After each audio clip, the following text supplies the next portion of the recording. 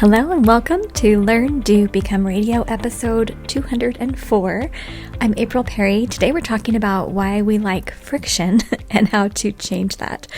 So friction is that resistance. It's when something comes up, whether it's in our environment or it's in our heads, that stops us from moving forward on the things that matter most. And here at Learn, Do, Become, our goal is to help you if you are drowning in piles or you're feeling overwhelmed by the details of life, to create simple systems so you can do what matters most. So I hope you enjoyed today's podcast and we will dive right in. The reason I'm even talking about this subject is because this month in our Arise membership, we are going through a fun new process called Stop the Friction Framework. And while we would love for all of you to become Arisers, and you can learn more at learndobecome.com/arise, I would love to take part of our discussions and share them here on our free podcast so you can get a sense for what we do in Arise and hopefully apply some of these ideas right away so you can feel what a difference they'll make in your life. But please do come into Arise if you are ready to work with me and Eric and Team Learn, Do, Become personally. This is the only place where Eric and I are actually involved on a monthly basis, helping you go through one topic a month, really implement it into your life so you can wake up excited and go to bed content. Okay, so let's talk a little bit more about why we like friction. I have a few points that I've put together, and I'm sure there are more. But I hope that as we just go over this, it helps us to see that not only can we change it, but that there are some rational reasons why we gravitate towards living a life that has resistance and inefficiencies. So I'll jump in and share what I've put together, and then if you have more ideas, please come to the comments here on the show notes page. Okay, so number one, we like friction because it's familiar, and we like what's familiar. If scanning through thousands of emails every day, or sifting through piles on your desk, or running late for everything is your norm, because it's familiar and because it's normal, we tend to want to stick with it. I'm sure you've experienced that. And so it's helpful to know it's just your norm. It's not that you like being inefficient. It's just that's really all you know. Second, we like friction because it gives us the illusion of being productive. Have you ever been running around all day, attending meetings or running errands, and then you think, wow, I'm so busy and I add so much value to the world and I get so much done. It's kind of this little burst of, dopamine and adrenaline. And deep inside, you kind of know it's an illusion, but it feels so active and you're checking things off your lists. So it's really easy to assume that it's good work. Number three, we like friction because it gives us somewhere else to place blame. No one wants to feel subpar, right? We like to see ourselves as above average or as the hero of our lives. I was reading about a survey people were filling out saying, are you a below average driver or an above average driver? And the vast majority said they were above average, which by definition isn't possible. But all of us kind of like to see the good in ourselves, which I think is great. But we assume that, we're doing so well that there couldn't possibly be things that we're doing that could be dragging us down. It's really nice to be able to place the blame somewhere else. And it feels good to say something like, oh man, I couldn't get more done today because so-and-so was slowing me down. Or, if there hadn't been traffic, or if I had a better phone or a better computer, right? Or, if this hadn't gone wrong. But that process of blaming someone else or something else for our problems does give us some kind of psychological relief. Fourth, we like friction because it provides evidence that our limiting beliefs are correct. So if I say something like, I just can't live my purpose because there is way too much work to do. And then if I spend my days and weeks working away at a bunch of random stuff, that actually feels kind of comforting. It allows me to believe that I just can't live my purpose because I'm on the move so much, and it reminds me that I'm right. It's that confirmation bias where we want to continue to believe things that support what we already believe or previously believed. And then number 5, we like friction because it protects us from having to do more or go outside our comfort zone. There's a big difference between dreaming about a better life and saying things like, oh yeah, when I have time, I'm going to do X, Y, Z. And then the difference between that versus actually making time to do X, Y, Z. And what I've noticed and what you've probably noticed is that when you actually get the chance to make that video or hold that event or do that scary thing you dreamed about, a shot of fear rushes through you. And going outside of our comfort zones is by definition not comfortable. So our brains will do what they can to keep us in the comfort. And I get it. We've worked with hundreds of thousands of people here at Learn to Become over the past 8 years. And I notice that the people here want more for their lives. You have dreams, you have ideas, you know you have untapped talents. But sometimes when you actually picture yourself stepping into that, it feels a little tricky, right? Okay, so here is the case for stopping the friction. I put together 5 ideas that I hope will give us an incentive to actually go through the effort to eliminate all that and to take part in the Stop the Friction framework that we're covering in Arise this month. Okay, so number 1 for the case for stopping the friction. It paves the way for growth and puts the compound effect to work. Every time we eliminate one friction point, we're contributing to the compound effect.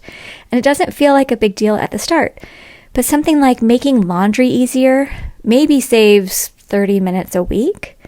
But let's say you get laundry in place, your system's running smoothly, and then meal planning, and then you fix a relationship issue, and then you get your finances in order, and then you get that better job, and then you change your mindset in a powerful way.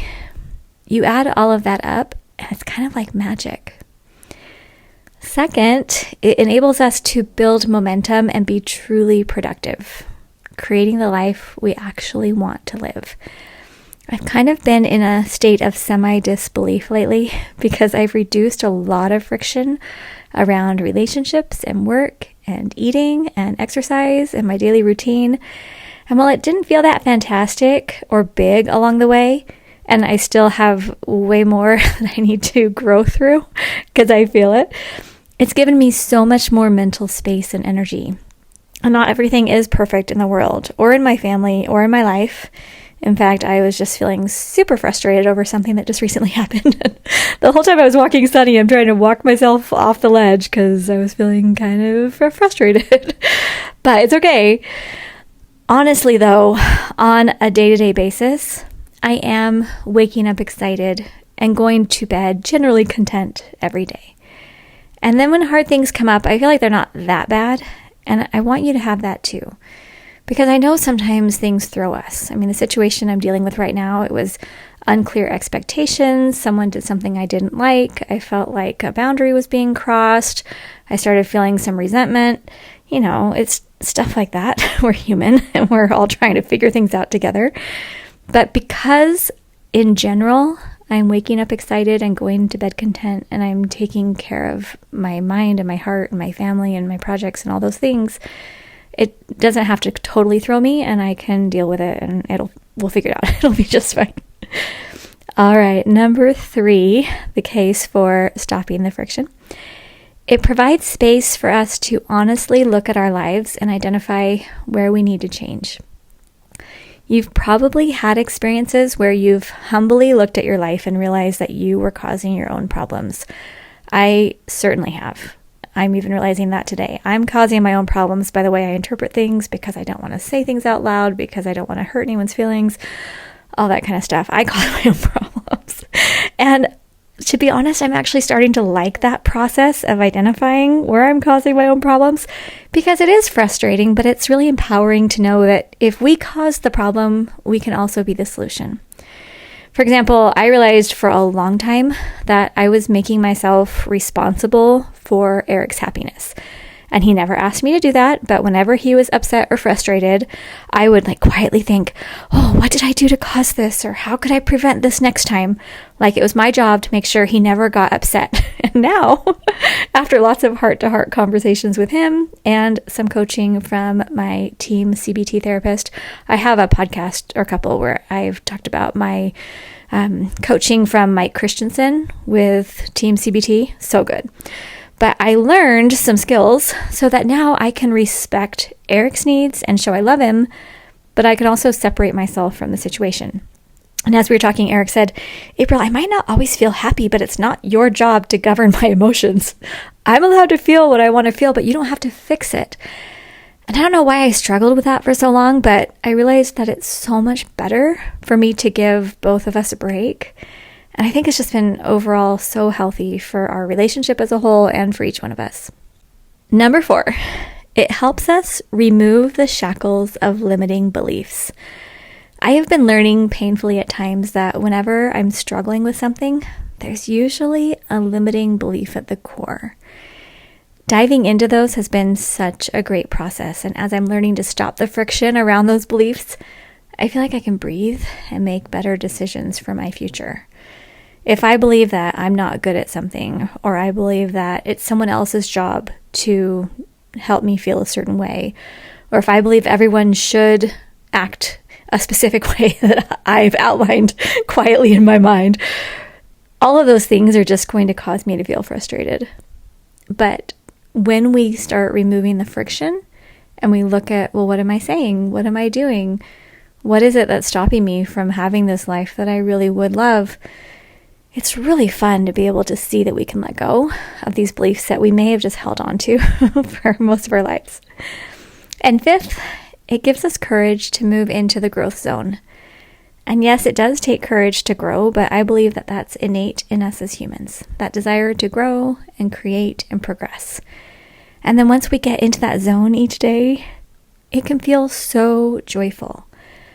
And that's sincerely what I want for each of our arisers, each of our becomers here at Learn to Become, is to be able to feel this joy throughout the day, that we're not waiting to achieve everything. We're not waiting for the house to look perfect. We're not waiting for everything in the world to be fixed, but that we can feel joyful and empowered and take steps each day to put something good out into the world or to become more calm and confident, connected to our higher power, connected in our relationships, fully stepping into our purpose and feeling like, yeah, I'm living the life that I was created to live. And it's not all done right now, but that's okay. That's a really happy way to live, I believe, and I think each one of us can get there. So I'm going to close up now, but before I do, I'm just going to give you the high-level overview of the Stop the Friction framework that we will be going through in our Arise call. I do hope you'll come join Arise. Right now we have a 7-day free trial, so you can just come right in and you can attend our class or watch the replay and see what we actually have to offer for you there, because it's such a great community. And this is where we actually go deeper and show you how you can use principles of organization and the Step Command Central in order to actually up-level your life so you are waking up excited and going to bed content. So for the Stop the Friction framework, we're going to go deeper into this process. First is identify. Second is consider. Third is brainstorm. Fourth is select. Fifth is implement. Sixth is assess. And then 7th is to either maintain or rework. So we'll go deeper into that, sharing what those actually mean, how they work together, and how this is a process that you could just do over and over and over again. And every time you do it, you're going to feel this little lift, a little less friction. You're going to be moving through life a little more calmly, with a little more excitement and momentum and motivation.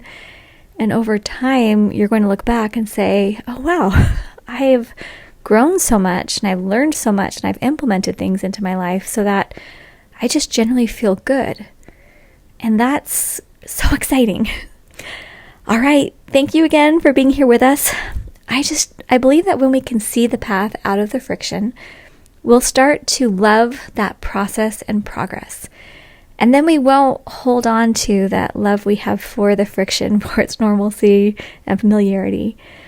At Learn to Become, we want your journey happy and calm, and we want you to be surrounded by people who believe in you and who are dedicated to supporting you along the way.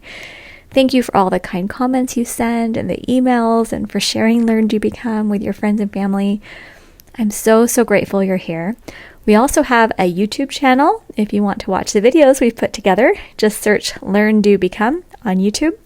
And if you haven't been receiving our emails each week, go to learndobecome.com/inspiration and you can sign up there.